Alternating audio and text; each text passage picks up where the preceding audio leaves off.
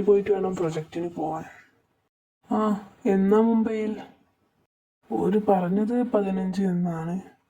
Okay, എപ്പോൾ പോകണം? മറ്റന്നാൾ പോവാം. നിന്റെ കൂടെ ആരാ വരുന്നത്? ജൂഹിയാണോ? അതെ. നിന്റെ കൂടെയോ? സ്റ്റെല്ല.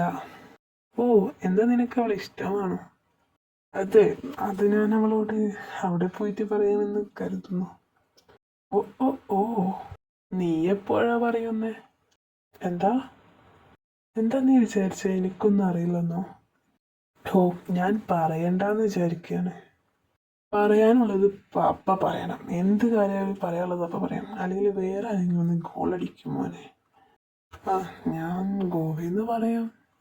ആ, അപ്പം മറ്റന്നാൾ 4 ടിക്കറ്റ് എടുക്കാമല്ലേ? ആ, ഓക്കെ. ഞാൻ അങ്ങോട്ട് വരാം. ഞാനിതാ നിന്റെ ഫ്ലാറ്റിന്റെ താഴെ. സാർ ഇതാ വരുന്നു.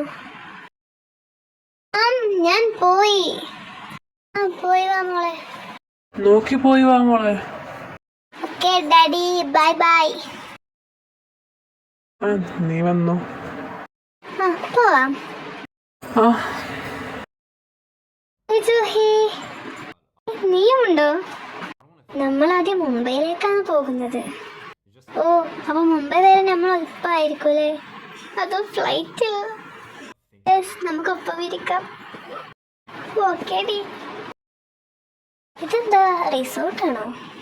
ആ, എന്താ നിനക്ക് ഇഷ്ടപ്പെട്ടില്ലേ? ഇഷ്ടായി. ജൂഹി, സാർ.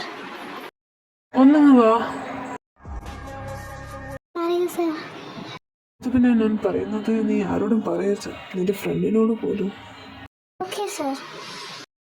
ഈ സാർ എന്ന് വിളിക്കണ്ട. ഇതാണോ വലിയ കാര്യം? അല്ല, ഞാൻ പറഞ്ഞതാ, ഈ ഇടക്കിടക്ക് സാറിന് വിളി കേൾക്കുമ്പോഴേ എന്തോ പോലെ.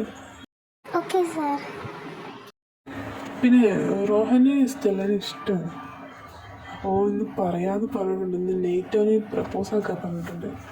അപ്പോൾ ഞാൻ നിങ്ങൾക്ക് മെസ്സേജ് അയക്കും, നീ അവളെ കൊണ്ടൊന്ന് പുറത്ത് വരണം. Okay sir.